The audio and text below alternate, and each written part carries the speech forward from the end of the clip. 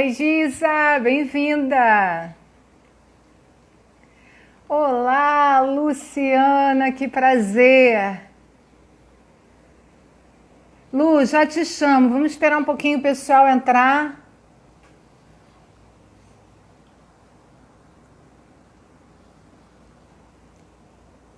Márcia, bem-vinda. Olá, olá a todos. Vamos esperar um pouquinho. Acabei de chegar aqui.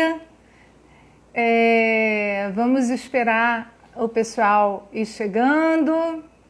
Oi, Eric, seja bem-vindo. Hoje a gente vai ter uma live muito especial. Oi, Tati, que bom ter você aqui. Renê, que bom, seja bem-vinda. Márcia, Gisele, seja bem-vinda. Aninha, que bom ter você aqui. Ana, bem-vinda. Gisele, gente, aciona um aviãozinho para convidar os amigos de vocês que estiverem online para virem participar, porque a live de hoje vai ser simplesmente imperdível. Eu tenho certeza que vocês vão amar. Ana Quintela, querida, aciona o aviãozinho, chama seus amigos para participar, seja muito bem-vinda. Tem a outra Ana, tem uma psicopedagoga, é a Magda, minha amiga, seja bem-vinda, Cláudia. Gente, aciona o aviãozinho para convidar os amigos que estiverem online. A nossa convidada já está presente, aguardando aí chegar o pessoal para a gente começar. Bom, a gente já está com 2 minutinhos e a nossa live aqui, Gisele, bem-vinda, já está assim bombando. Eu sei que tem uma turma de alunos da Luciana, do IDCP, sejam todos muito bem-vindos e eu estou muito feliz com a oportunidade de estar aqui mais uma vez com vocês, trazendo esses temas que sempre são muito relevantes para o nosso aprendizado, né, enquanto profissionais, e também muitas vezes como mães, pais, avós, né, que estão com crianças em casa, e até para a gente mesmo, né, fazer uso desse conhecimento, conseguir tirar proveito e aproveitar no nosso dia a dia. Vamos chamando aí, gente, o pessoal, aciona o aviãozinho e eu vou me apresentar. Eu sou Esther Shapiro, eu sou gestora da Central de Professores. Eu também sou psicopedagoga, professora, e eu trabalho especialmente com desenvolvimento humano, né? Com crianças com dificuldade de aprendizagem ou não, promovendo o desenvolvimento de cada indivíduo. Então, assim, é um prazer enorme estar aqui com vocês. Eu espero realmente que essa live seja assim, muito proveitosa, porque eu estou convidando hoje, estou muito assim honrada de receber aqui a queridíssima Luciana Brits, da Neurosaber. Eu já vou chamar a Luciana para participar com a gente. Deixa eu achar a Luciana aqui. É uma honra enorme. Ela vai poder falar para a gente, né, sobre a importância da psicomotricidade, né, nesse momento. Como é que a gente pode desenvolver o corpo para conseguir fazer aquisições? Luciana, Olá, tudo bem? querida, Tudo boa jóia? noite, tudo Olá, bem? tudo bem? Que honra ter você Imagina, eu aqui. que Muito agradeço. Obrigada. obrigada. Obrigada pelo convite, por essa colaboração que eu tenho certeza que vai ser Eu que maravilhosa. agradeço, Esther. Obrigada. Tá frio aí, Londrina? Aqui é noite, finalzinho de tarde, assim, fica um pouquinho mais frio. De dia tá um calorzinho, mas aqui quando dá para ser frio é bem frio. Não é igual Curitiba. Curitiba é frio. Aqui, norte do Paraná, o pessoal às vezes fala, Paraná é frio, mas aqui no norte é meio igual São Paulo, assim. Mas é frio. Eu tô no Rio, tô morrendo de frio. Mas carioca, 22 graus, já tá todo mundo com frio, né? Com certeza, com certeza. E como é que está a questão do isolamento aí em Londrina? Lu, conta pra A gente. gente aqui foi bem controlado, né? A gente fez o isolamento bem certinho, então assim, não são muitos casos, tá bem tranquilo. Aqui o Paraná tá. Parece que agora vai vir uma onda que parece que vai aumentar um pouco mais, né? Porque o pessoal meio que relaxou, mas assim, aqui tem vaga em hospital, tá muito tranquilo, assim. A gente não tá sentindo tanto, Graças a acho que Deus. igual no Rio, que a gente vê algumas coisas, São Paulo, algumas cidades do Nordeste que parece que estão tá mais complicado. Pra gente aqui tá bem de boa ainda, né? De boa, sim, eu sempre procuro achar que tá sempre o melhor, porque de boa não tá, mas vamos fazer do limão uma limonada, né? Se Deus quiser, aqui parece que está passando, né? Embora a mídia potencialize muito aí os números, né? A gente fica meio apavorado. Eu acho que o carioca aqui, a gente já não vê mais TV, mas assim, através de pessoas conhecidas, eu estou sabendo que os hospitais estão também com menos leitos, né, cheios, parece que tem leitos disponíveis, então aí já tira um pouquinho da preocupação, a gente já dá um pouquinho de relaxada, mas o medo é que as pessoas relaxem demais, né, e comecem a sair sem máscara, e, enfim, tem que cuidar. Sim. Mas vamos lá, vamos falar de psicomotricidade, Sim. né? Como a pergunta que não quer calar, né? A gente sabe o quanto a psicomotricidade é importante para o desenvolvimento infantil, como a criança precisa estar ativa para fazer esse desenvolvimento. E aí, dentro de casa, fora da escola, Luciana, como é que fica a psicomotricidade? É, O que você tem aí para dizer para a a gente? gente sabe que os 7 primeiros anos, né? A psicomotricidade ela pode ser desenvolvida em criança, adolescente, adulto, até idoso. Mas o ápice que a gente fala muito do desenvolvimento neuropsicomotor são os 7 primeiros anos, né? E a gente só estimula aquilo que a gente só desenvolve aquilo que a gente estimula e o desenvolvimento psicomotor ele exige uma experiência, exige você movimentar o corpo, exige, né, várias habilidades que são importantes para o desenvolvimento que às vezes os pais não entendem muito. E em épocas que você tem que muitas vezes ficar isolado em casa, né? E que a gente trabalha muito com os dedinhos, que as crianças só ficam no remoto e no online e tal. É um grande desafio tá fazendo esse tipo de atividade e até os próprios pais têm essa dificuldade na questão do exercício, do monitoramento, você ter uma rotina de atividade física e tal. E para a criança é muito difícil, porque, por exemplo, como que você vai fazer educação online, aí, o ensino online remoto infantil? Se a Uhum, uhum. criança, dentro do desenvolvimento dela, é o corpo que faz essa experimentação com o meio, né? Não tem educação infantil sem movimento. Isso está muito junto. E é muito complicado você fazer movimento remoto, né? Como que você vai fazer isso? Fica muito complicado. Então, a gente tem que tentar dar o jeito da gente, né? Desde ajudar a mãe nos afazeres domésticos, vamos fazer receita, vamos lavar a louça. E aí a criança adora ficar pegando na esponja, já estimula tons, bota papel na parede de casa e vai brincar. Vamos fazer uma massa de pão, fazer uma atividade ali, fazer um biscoito, né? A questão da culinária nessa época ela é muito significativa.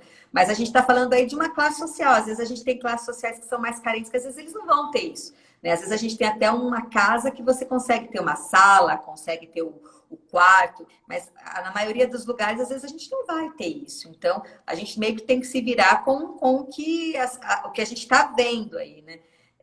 Dá para rolar no chão, brincar de rolar desenvolver circuitos psicomotores, às vezes pequenos, mas tentar desenvolver isso de uma maneira também que não fique uma ginástica, né? Não, agora é hora de fazer ginástica.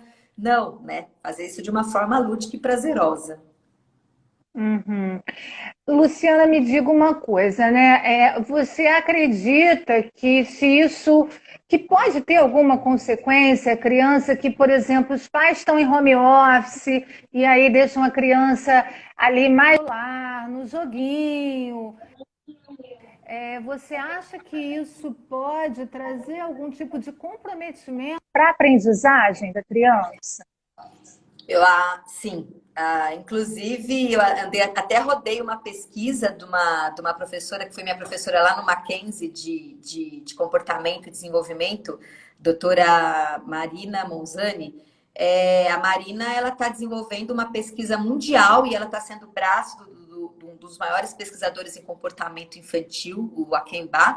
Ela está fazendo essa pesquisa aqui no Brasil, para ver o impacto que a mídia, né, que as coisas digitais têm. E agora estão olhando para isso, para a questão do Covid mesmo, né? Porque agora isso ficou muito mais acentuado. Então, o que ela mostra, né, dentro das pesquisas, dentro assim, de uma pré-pesquisa que eles estão olhando, é a questão do aumento da ansiedade, o aumento, a obesidade, a dificuldade na atenção, porque uma das coisas que a gente fala muito mas meu filho é desatento. Por quê? Porque a atenção do computador, do joguinho, do celular, ela é diferente da atenção de um livro, de uma brincadeira, né? É diferente, tanto é que quando às vezes a gente vem fazer diagnóstico de TDAH e tal, mas ele não tem problema de atenção, no computador ele fica horas.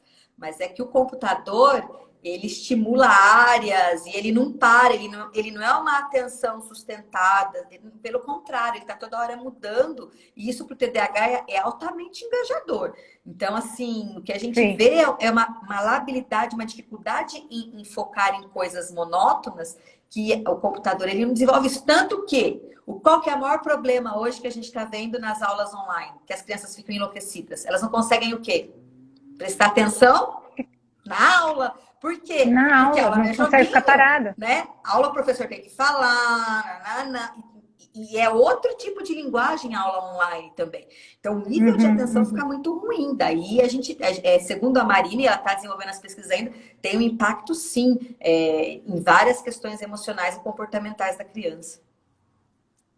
Sim, imagino, né? E a questão toda, a gente quando fala dessas crianças de 6, 7 anos, no desenvolvimento psicomotor para a escrita, para a grafia, né? É, em comparação ao teclado, ao uso do teclado e ao uso da caneta, do lápis manuscrito, a importância do escrever, do manuscrito para os processos cognitivos, né? Sim, sim. Eu E, sou. Desculpa, Esther, pode falar. não, não, assim, a gente já está há alguns meses. é, o que essa criança tem feito nesse sentido em casa? Por mais atividade que a escola mande, né? O que eu fico pensando é nesse traçado da criança, né? Na psicomotricidade mais fina mesmo, na coordenação motora mais fina, quero dizer. Porque ela está muito ligada a toda essa aquisição do processo de escrita, de letramento, né, de alfabetização. Sim, Então, assim, é uma preocupação. é muito importante isso, porque o que a gente vê, todas as pesquisas falam que a alfabetização ela não tem que ser dada no teclado. A alfabetização ela tem que priorizar o desenvolvimento de leitura e escrita. E alguns trabalhos, eles Exatamente. já, eles já estimulam a escrita, por exemplo, o início bastão, o processo de leitura, mas na automatização da escrita, a cursiva. E aí, às vezes, as pessoas falam, mas a cursiva é uma coisa tradicional.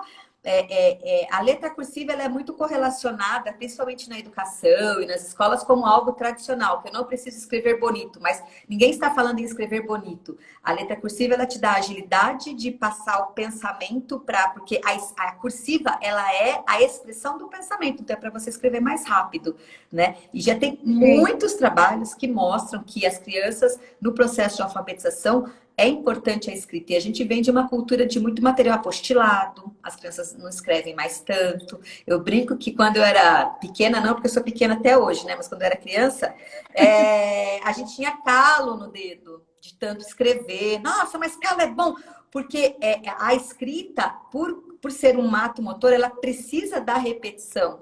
Né? E a repetição não é para ser maçante ou não é para ser algo tradicional, é para liberar a tua cognição para pensar na história que você quer fazer, para não pensar na ortografia, porque ela já está rápida, você tem que ficar pensando se é com dois E. E até quando a gente tem dificuldade para saber, a gente escreve, né?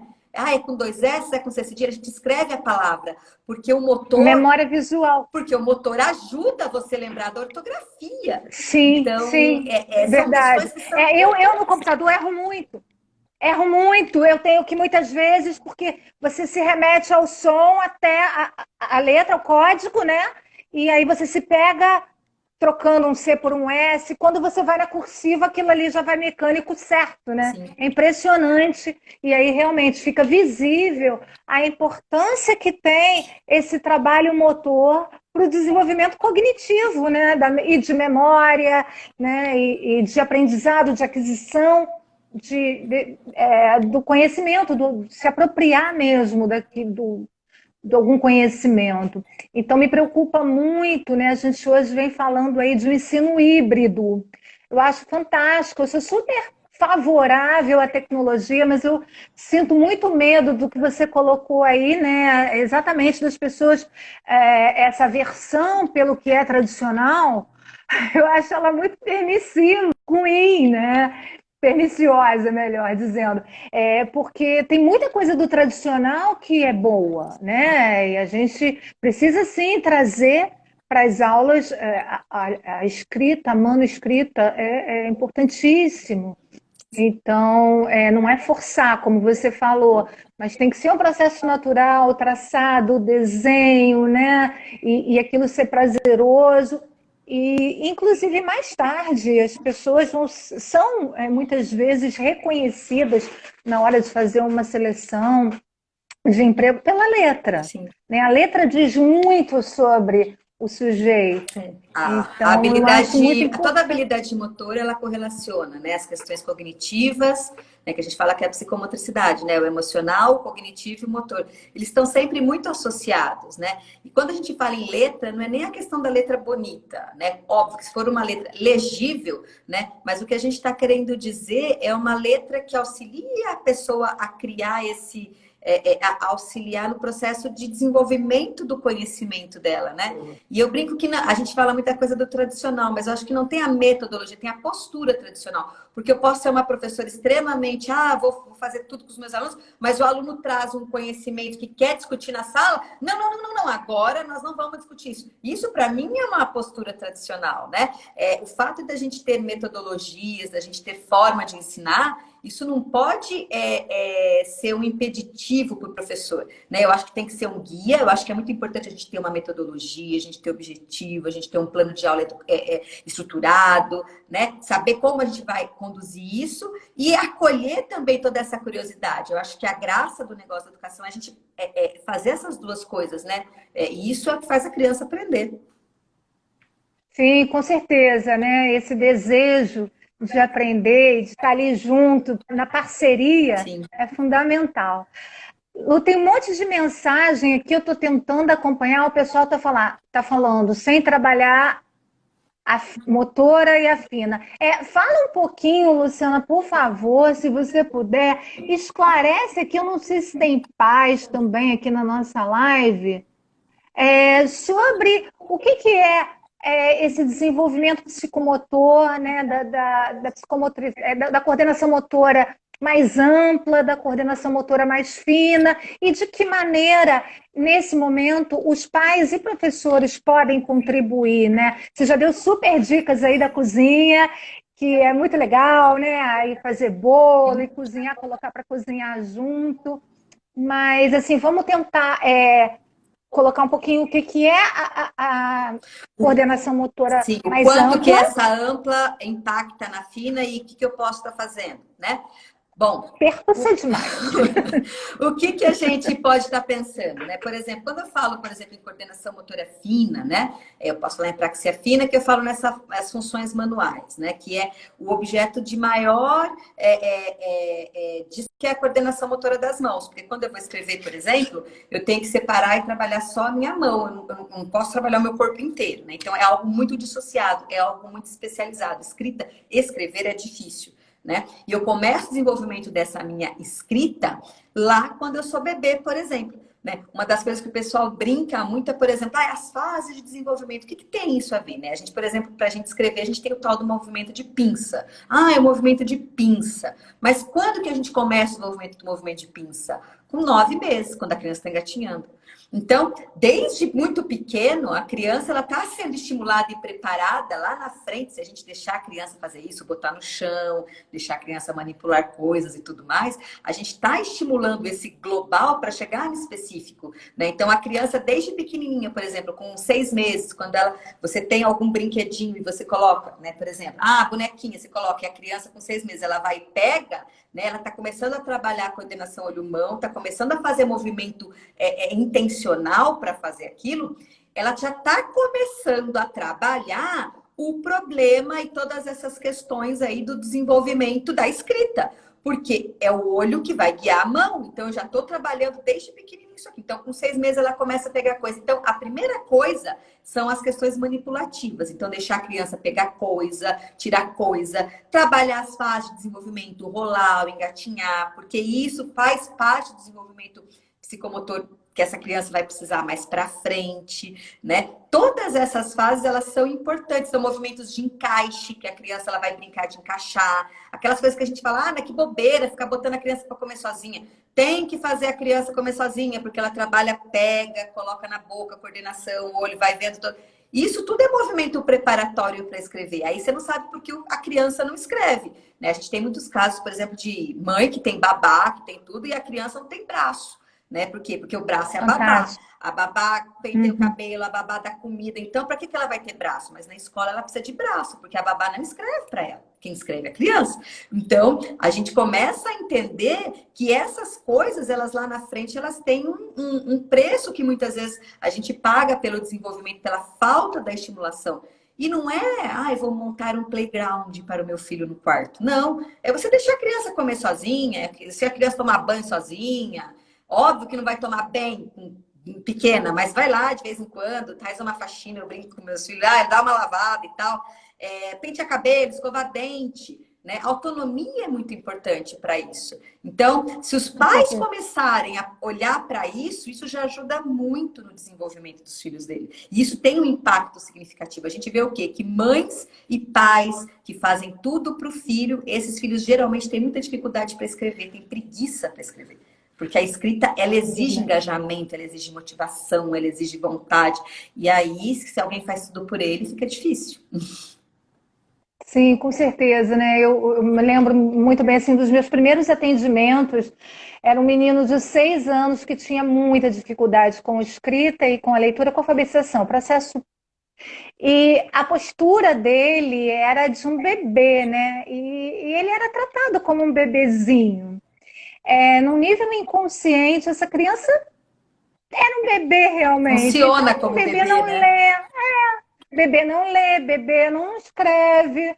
E enquanto eu não trouxe isso para a consciência de todos eles, né? O nome era chamado no diminutivo.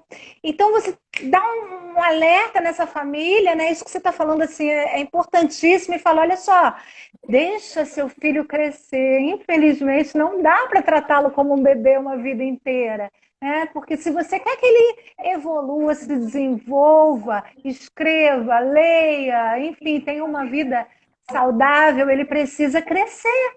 Então deixa ele, porque muitas vezes os pais, até inconscientemente, né, Luciana, Sim. eles acabam bloqueando esse crescimento e aí não entendem por que o filho não avança. Sim. Eles não estão deixando, eles estão segurando, Eles têm que ter agarrando alguém para ali. cuidar, né? E se sentir importante na vida do filho. Mas a gente tem que ser importante Sim, como sim. parceiro que vai motivar e que vai ver o filho cair, que vai, né? E que acredita no potencial desse filho, né? Eu falo que a autonomia ela é muito importante para o desenvolvimento das crianças. E isso a gente começa desde cedo com a questão de atividade de vida diária. Isso é fundamental, né? Sim.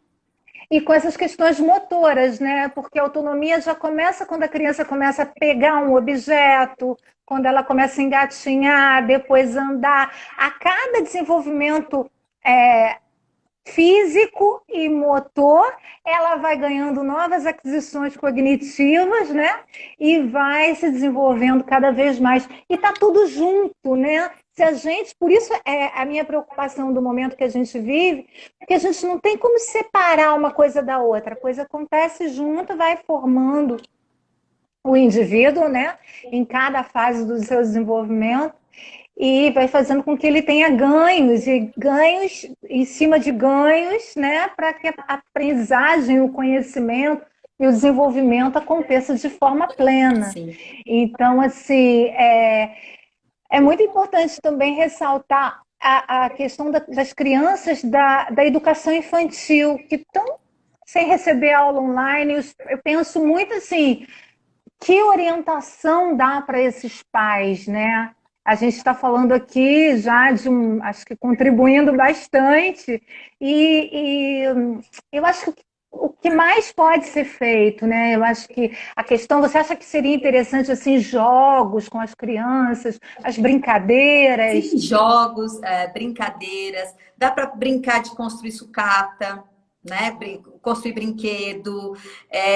Uma coisa que é muito legal, né? Trabalhar com fantoches. Por quê? Porque em época de isolamento e tal, a gente tem muitas famílias que são que têm filhos únicos, né? Que às vezes só na escola que eles têm a possibilidade de socialização. Então, na verdade, o que mais me preocupa agora nessa época, principalmente na educação infantil, é tanto o desenvolvimento corporal, emocional, mas principalmente o social dessas crianças, porque elas precisam dos amiguinhos, porque criança não adianta, e a gente está aqui falando do pai brincando, só que é diferente, criança brincando com criança, é totalmente diferente de que adulto brincando com criança, é totalmente diferente. Eles mesmos já botam limite, um já dá um puxão de cabelo no outro, enfim, cata o lanche do outro, e é muito legal como eles lidam, porque a vida como a vida é no desenvolvimento deles, né?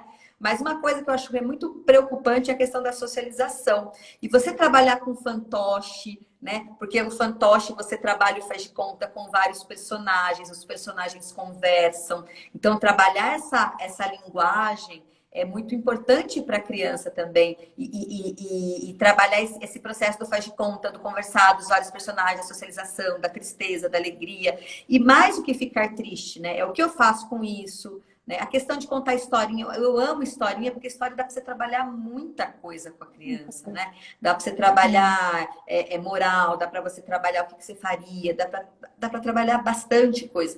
E eu acho que assim, pai, ele estimula o desenvolvimento, por mais que ele tente, ele também tem que ver que ele está dando o melhor dele, né? Nessa época de pandemia, o melhor que a gente pode fazer é ajudar os filhos como a gente pode. E acho que a presença dos pais vai ser muito, tem muitas coisas tristes, mas acho que tem muitas coisas boas aí, que os pais estão olhando mais para os filhos, para o desenvolvimento. Sim. Né? E acho que vão valorizar muito os professores também. Vão falar, tomara. Gente, olha só, Luciana, nossa, é tão bom estar aqui falando com você e a gente fica doida para sugar ao máximo e aprender contigo. O pessoal está mandando aqui um monte de perguntas e eu não estou conseguindo dar conta, mas tem uma aqui que me chamou a atenção e acho que, gente, vocês me perdoem, mas é muita gente perguntando. Eu juro que eu vou tentar ler aqui as perguntas, mas não sei se eu vou dar conta de tudo. Então, a Flávia, ela está dizendo que ela tem um filho de 6 anos, que quando ele erra alguma coisa, ele chora e ela não está sabendo o que fazer. Então, a gente que está falando aí de emoção, né? Tem a ver. Vou deixar a Luciana responder, que ela é a nossa convidada. Quantos anos? É bem importante saber a idade, né? Porque 6 anos. 6. Então, 6 anos. a questão do erro, às vezes você tem que ver muito como você passa a questão do erro para o filho. E por mais que a gente fale assim, às vezes, não, mas eu trabalho, eu deixo ele errar, né? Mas às vezes o fazer pelo filho dá indícios para ele de que até às vezes o pai não trabalha muito bem com o erro, né? Então, as crianças, elas têm uma coisa que chama linguagem não verbal, elas percebem muito. Eu nunca vou esquecer uma vez que eu tive uma paciente que a queixa dela foi que ela tinha 15 anos, não sabia ler e escrever, e veio porque o pai e a mãe falou que precisa aprender a ler e escrever. E aí no desenho que eu pedi, numa das primeiras sessões, ela escreveu assim, o nome dela, fulana é burra.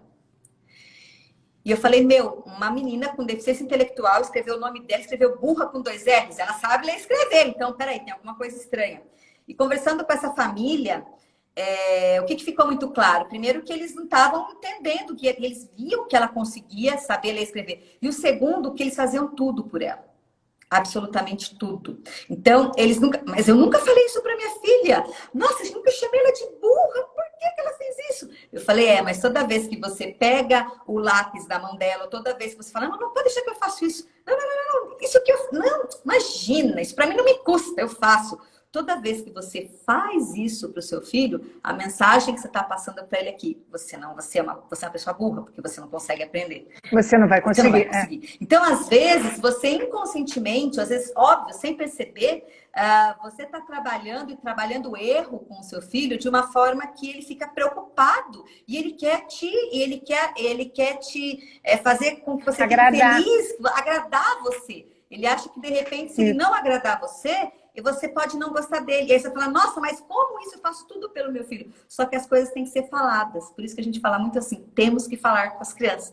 Porque na cabeça de criança cabe qualquer coisa. Então, quanto mais a gente falar e as informações ficarem claras, e mais do que falar, a gente precisa agir. A gente precisa mostrar que tudo bem, errou, faz parte, eu tô aqui para te ajudar e tal. As primeiras aprendizagens, quando eu faço avaliação, eu olho muito assim, como que ela aprendeu a andar, como que a criança aprendeu a falar, como que a criança aprendeu a comer e como que ela aprendeu a usar banheiro. Isso para mim é muito importante, porque são os marcos importantes de como a família lida com a aprendizagem. É aquela mãe que botou no disquinho desde o começo, que não deixava o filho cair, né? Ou que queria adiantar, ou que não, é aquela que deixa o filho cair, vem, anda com a mamãe, dá um passinho. É aquela mãe que tem paciência, que não tem, que não deixa comer sozinho, porque vai se sujar, pelo amor de Deus, não aguento ver filho sujo. Isso é uma coisa muitas vezes muito mais das mães do que dos filhos, né? Então, a gente tem que olhar muito para isso. Tenta olhar para você. Será que às vezes você não dá pista sem você perceber de que você também não lida bem com o erro e que ele quer te agradar de alguma forma? Eu acho que isso é muito importante para a gente perceber isso enquanto pai e mãe. Sim, com certeza. A criança, eu acho, assim, sua fala foi perfeita. E a criança tem muita dificuldade aos 6 anos ainda de lidar com as questões emocionais, de verbalizar o que ela está sentindo, né? Então, o choro é uma expressão dessa emoção, né? Uma expressão negativa, de que alguma coisa não bateu bem. E aí, só esse olhar, né, para refletir o que está acontecendo e porque eu penso também que há uma frustração e a frustração existe justamente por essa cobrança, né, que você colocou, que talvez não seja tão perceptível, né, que os pais estejam fazendo, não só no erro da escrita, como em qualquer outro erro. Porque o erro tem que ser encarado como uma tentativa de acerto, né? Senão você acaba deixando os filhos com medo, desencorajando que eles progridam, que eles Que evoluam. você aprenda. Para você aprender, você tem que errar. Se você não errar, tem que você errar. não se permite aprender. Então, é muito importante isso. E assim, é uma coisa que eu digo para os pais, assim, tem muita gente perguntando aqui de crianças com algum tipo de dificuldade, né? TDAH, crianças com TEA em algum nível, enfim, assim, é a minha palavra de ordem, nunca subestimar a competência de uma criança, sabe? Não subestima, porque de uma hora para outra ela aprende, vai embora e muda tudo. Sim. Então, esses rótulos, eu tenho muito medo disso, porque os diagnósticos, eles precisam servir para a gente para dar caminhos, para orientar, para a gente usar as melhores práticas, mas não para limitar, né? Para rotular, limitar, porque a plasticidade do cérebro está comprovada, com os estímulos certos, essas crianças são capazes assim, de fazerem coisas geniosas. Então, a minha premissa maior nunca duvide da capacidade de um aluno, de uma criança. Eu trabalho até com adultos, e de um adulto, porque eu acredito que quando a pessoa é bem estimulada e bem trabalhada, ela dá esse retorno. Sim. Sabe? Ela consegue devolver. E aí fica todo mundo assim. E a gente fica em êxtase, né, de ter conseguido. É muito legal. E essa nossa missão, né, de promover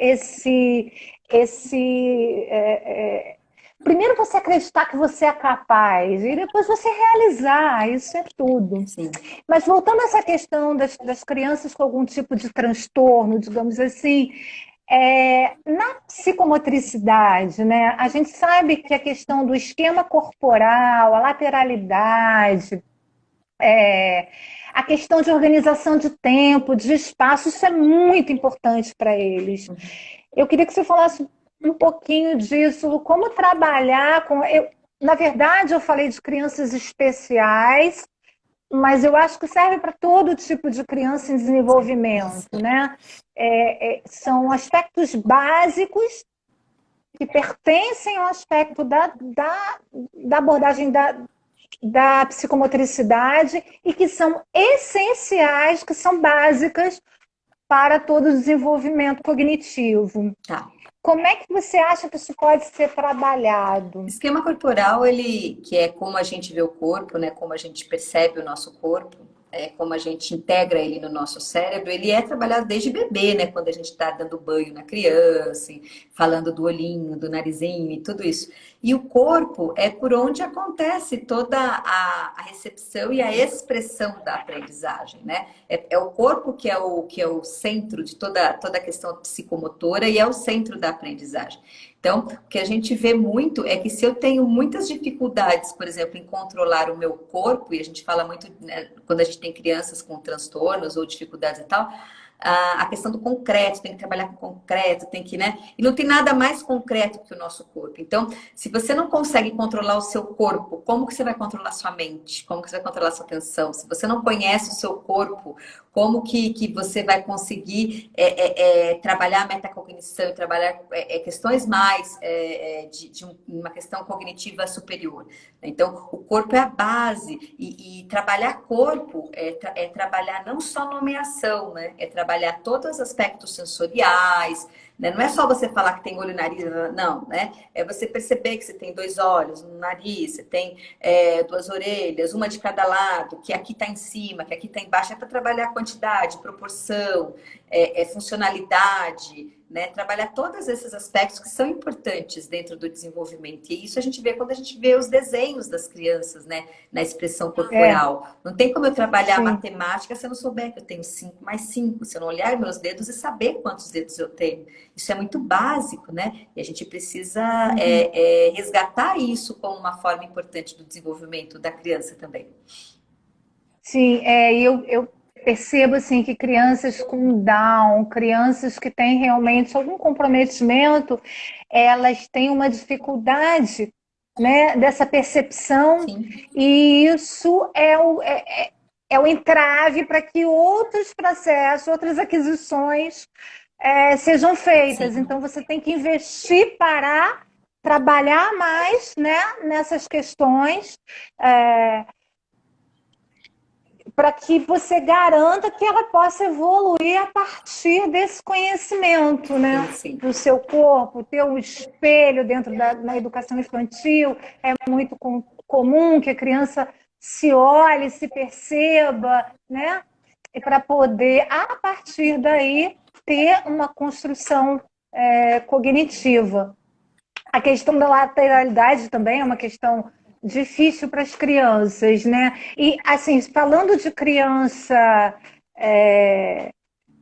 com alguma dificuldade maior, tudo isso, né, Lu, eu penso que o trabalho tem que ser um pouco mais lento, mais vagaroso, sem tanto compromisso de respostas rápidas, né? Porque é importante trabalhar, mas às vezes o resultado ele demora um pouquinho para chegar. É um Né? passo a Você me passo, interrompe. né? É um passo a passo. Sim. Uhum. E às vezes tantos pais como profissionais entram num processo de ansiedade, né? Eu estou recebendo aqui uma pergunta. É a Que última, né? Porque passa... eu tenho um compromisso agora.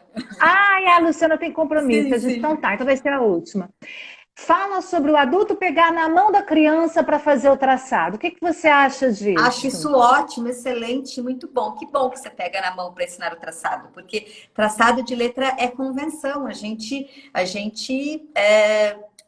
achou que o jeito da letra é desse jeito. Então tem que ser uma instrução explícita para a criança. Só que antes de você pegar na mão, põe na parede a letra, passa o dedo em cima da letra, anda, Da brinca. lixa. A lixa para depois você pegar na mão e fazer a letra assim. Aí você faz um papel grande, vai diminuindo, né? E sempre colocando a questão da ludicidade e a questão da motivação ali. Aquilo não ser, ai, olha, então você vai fazer porque você está fazendo feio, você vai fazer isso daqui. Não. Né? Às vezes eu vejo as pessoas que têm trauma de escrever, por quê? Porque a escrita era tida como um castigo. Não, você vai escrever 10 vezes, eu vou ser boa, eu vou ser boa. Óbvio, quem que vai querer gostar de escrever?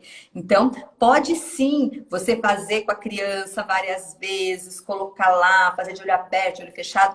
Isso é muito importante, porque esse tipo de convenção, leitura e escrita, foram coisas inventadas por nós. E a criança não tem obrigação nenhuma de descobrir. A gente sabe disso, o que a gente tem que ser mediador, não é o Vygotsky fala? Que a gente tem que ser o mediador. Então, mediador é justamente isso, é levar a criança de um ponto para outro.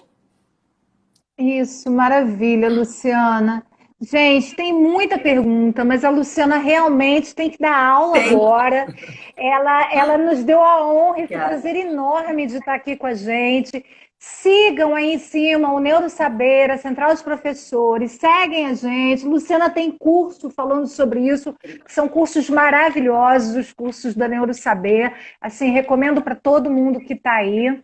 Segue a gente e vamos liberar a luz. Se alguém quiser me perguntar, eu posso ficar um pouquinho mais e conversando com Eu vou falar vocês. só Eu rapidinho que agradeço. teve uma pessoa que perguntou de Calma. espelhamento. Letra espelhada. Letra espelhada a gente Ah, espera letra até os espelhada. 6, 7 anos de idade. Por quê? Porque dominância lateral na criança, o máximo aí, né, que a gente vê na literatura do Dr. Vitor da Fonseca é por volta de 6, 7 anos acontece dominância lateral. Depois do espelhamento, depois dessa idade, 6, 7 anos, a gente tem que ver. Espelhamento tem que trabalhar muito posição corporal e posição espacial com a criança. E você está mostrando e trabalhando a habilidade de percepção visual, tá bom?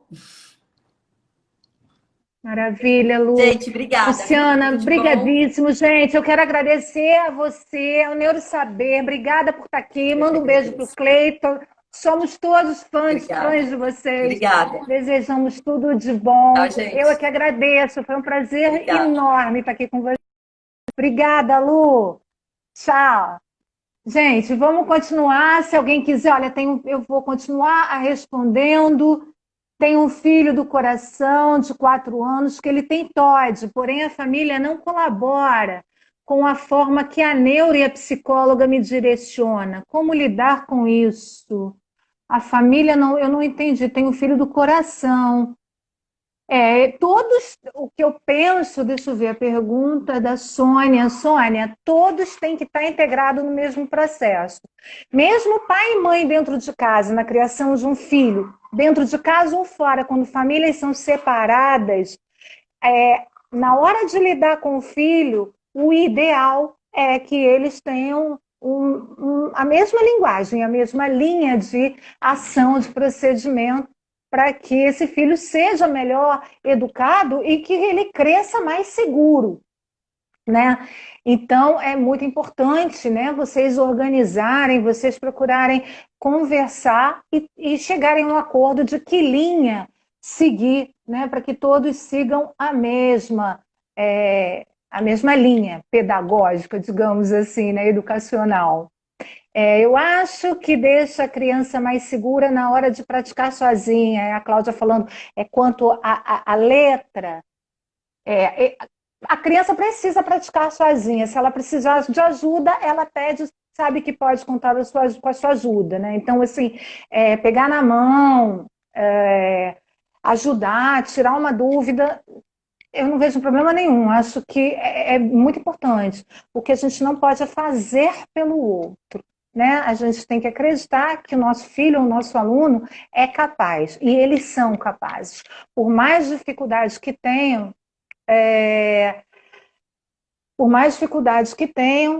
eles vão superar. E a gente é o mediador para fazer isso, né? Como a Luciana bem falou. Tem uma pergunta aqui da Nádia: o que fazer para ter o título de psicomotricista? Psicomotricista, até onde eu sei, eu não sei se já tem alguma faculdade, é um curso de pós-graduação, né? Não sei se tem faculdade de pós, eu não tenho bem certeza, porque não é a minha área. Eu não sou psicomotricista, eu sou psicopedagoga. A psicopedagogia é uma pós-graduação, e em alguns lugares do mundo ela é uma graduação. Então, tem que ver de onde que ela é. Deixa eu ver se tem mais alguma pergunta aqui que eu deixei de responder. Gente, muito legal, foi maravilhoso ter a Luciana aqui. Pena que foi muito rapidinho, né? O tempo voa. Sou professora e fiz atividades com crianças de 5 anos e fiquei assustada em ver que muitas não haviam se observado. Sim, Eneli Bueno. Sim, sim, por isso a importância da educação infantil, do espelho em sala de aula, das brincadeiras, por mais bobas que pareçam, quando você pega um papel, amassa e fala: esse papel é um sabonete, vamos tomar banho, vamos lavar o cabelo e vamos esfregar o corpo. Só aí você já está fazendo uma percepção de corpo que é fundamental nessa idade. A criança precisa se reconhecer, né? Reconhecer o seu corpo, reconhecer todo o seu corpo, todo, né? Orelha, nariz, boca, mãos, todo o corpo. E por aí vai. Isso é importantíssimo, até para que ela lide bem com ele nas questões emocionais. Hoje, o enfoque não foi emocional, foi mais para a área cognitiva. Mas alguém entrou agora, quer saber qual o assunto? O assunto é psicomotricidade, como fazer nesse período de pandemia, fora de sala, né? Crianças de síndrome de Down, a Cláudia está falando aqui.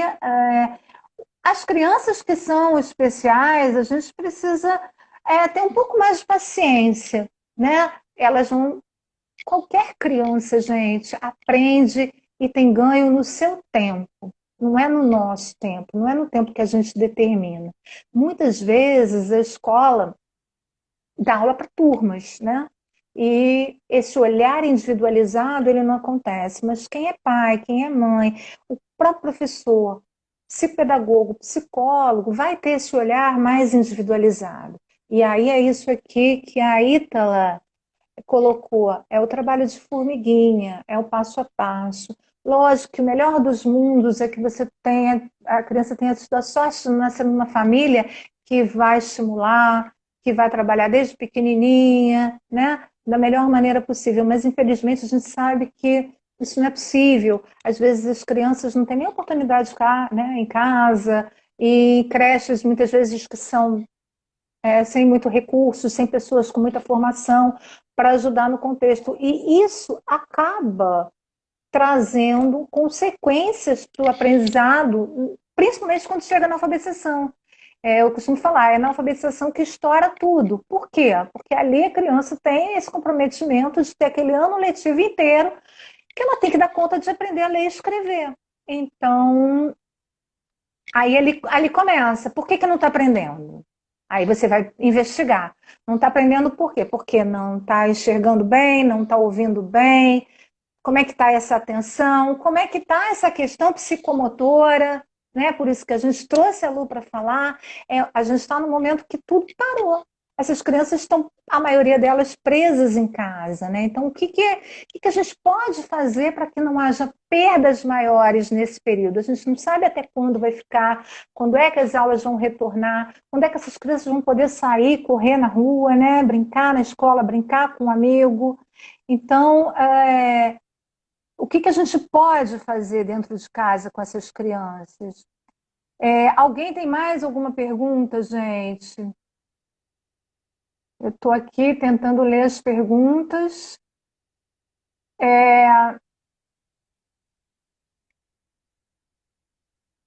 Estou aqui, tem um filho de coração, isso que eu já li, a mãe do Todd, o título de... Gente, eu estou rolando aqui as perguntas para ver se eu acho mais alguma coisa. A minha aqui, ó. Lázaro, a minha de 4 anos aprendeu a escrever da forma dela, sem eu pegar na mão dela no traçado. Ela já aprendeu todo o alfabeto e o número.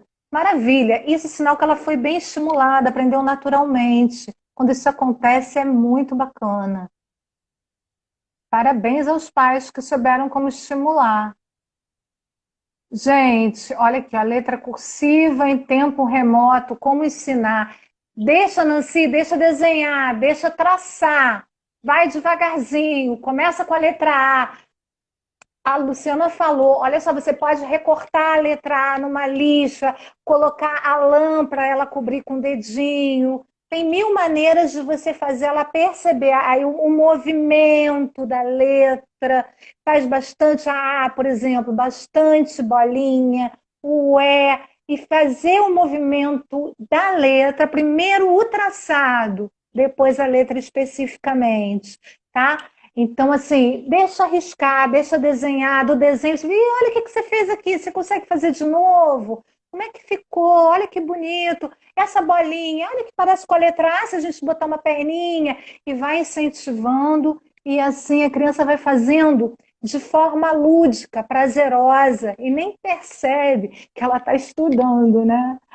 E tem que ser assim, tem que ser gostoso, tem que ser prazeroso. Mais alguma pergunta? Para ser aqui, olha, a Luciana do IDC Pro, a minha querida Luciana, uma profissional assim maravilhosa. O IDC Pro também tem cursos maravilhosos. Para ser psicomotricista no Brasil, precisa de pós-graduação em psicomotricidade. Então, ela validou aí o que eu já tinha dito. Vai ficar gravado, sim. Estão perguntando, eu vou deixar no meu canal do YouTube, que é Psicopedagoga Esther Shapiro. Vai ficar gravado. Leitura e escrita com criança com TDAH, como ajudar? Viviane, devagar, por partes,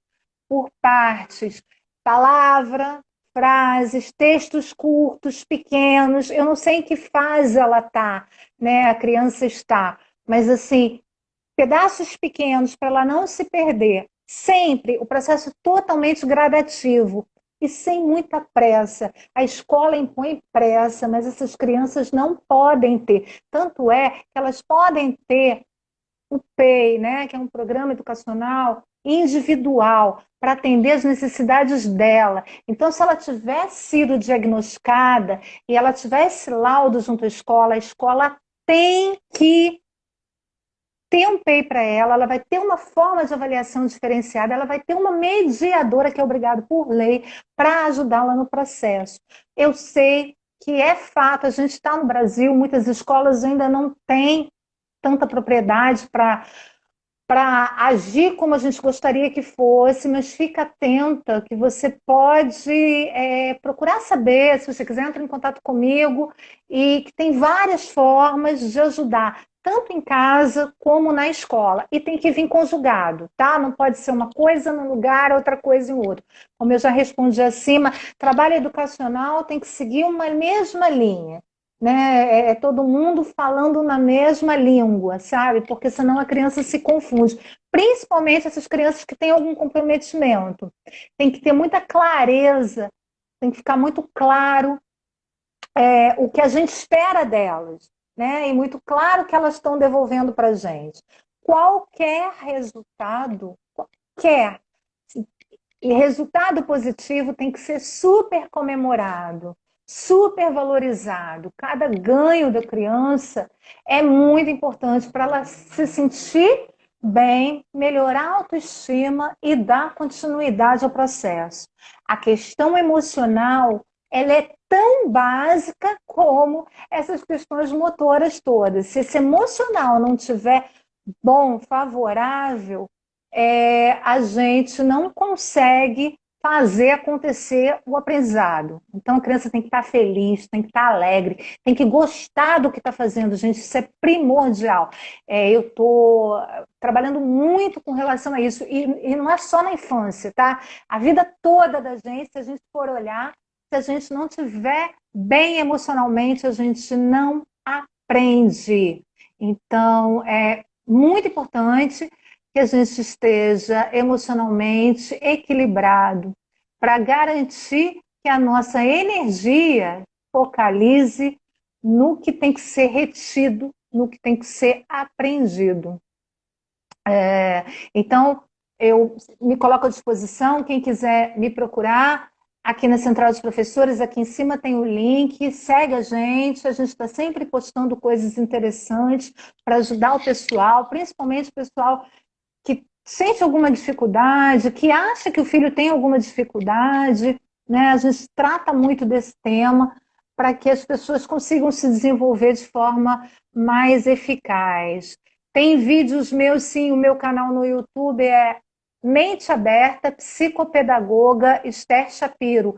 Inclusive, eu vou deixar essa live gravada lá e tem as outras que a gente fez no circuito fora de sala, pela Central dos Professores. Tá? Eu falo muito ali sobre adolescentes também, que é uma área que eu gosto muito de atuar. Mas a base é a infância, eu atuo tanto com crianças até o nível adulto. Porque se a gente não entende como é que acontece, como se processa esse desenvolvimento na infância, a gente não entende o problema do adulto lá na frente, quando ele se depara com uma questão, por exemplo, no seu universo de trabalho, quando ele se depara com uma questão de comunicação, de liderança, de lidar com as suas próprias emoções, de autoconhecimento. Então, tudo está interligado. A psicopedagogia ela é muito ampla, e aí ela traz esses temas todos. Então, eu gosto de dizer que eu sou especialista em desenvolvimento humano. A gente precisa entender como é que as pessoas se desenvolvem e o que impede, o que pode impedir que elas se desenvolvam. Né? Porque se a gente atuar ali na raiz do problema, perceber, né, tantas dicas aí que a Luciana Brits deu para a gente da importância dos primeiros momentos de vida, dos estímulos nesses primeiros momentos de vida, se a gente percebe que faltou, a gente tem que repor isso em algum momento, porque senão vai ficar uma lacuna. E aí, se essa lacuna ela está preenchida, a gente não consegue colocar um outro tijolo em cima para que o nosso prédio suba, entendeu? A nossa construção de conhecimentos evolua, né? Fazendo uma metáfora com uma casa, com um prédio. A gente não consegue construir um primeiro andar numa base que não for sólida, que não for rígida. Então, se tiver lacuna, se tiver buracos, o que a gente tem que fazer? A gente precisa passar ali, né, selar aquilo ali, preencher aqueles espaços vazios para que a base fique sólida. E só assim a gente vai conseguir fazer essa construção. O ser humano é igual. A gente só vai conseguir construir, né, fazer uma construção bem feita se a base for bem sólida. Mas e aí? E cresceu, se tornou um adulto e a base não foi sólida. E agora? O que fazer? E aí a gente tem que voltar. A gente tem que ir lá nos buracos e preencher esses buracos. Tem que dar conta deles para que o processo possa evoluir. Senão a gente não alavanca, fica ali naquele nível, emperrado. Entende? Gente, mais alguém? Alguma pergunta? O tempo está estourando. Eu quero agradecer demais a presença de vocês. Estou super à disposição, muito feliz aqui com essa live. Eu espero que vocês sigam a gente aí na Central dos Professores. Eu sou Esther Shapiro, psicopedagoga. Foi um prazer enorme estar aqui com vocês, estar aqui com a Luciana, que nos concedeu a honra, né, desse bate-papo que foi fantástico. E é isso, gente. Estou à disposição. Vamos conversando. Vão ter outras lives bem bacanas como essa aqui no canal. A gente já está providenciando para quinta-feira que vem. Tem muita surpresa boa. Quem, assim como eu, é apaixonado por educação não pode perder. Então, segue a gente, que a gente avisa com posts e chamadas. Vem para a gente e deixa a sua opinião aí, o que você achou, o que você gostou, se você tem alguma dúvida, se você quer algum contato. Tá bom, gente? É um prazer enorme estar aqui fazendo esse trabalho, tenho certeza disso. Isso me deixa muito feliz e muito grata. Um beijo grande, fiquem com Deus, fiquem em paz e uma boa noite para todos. Beijo grande.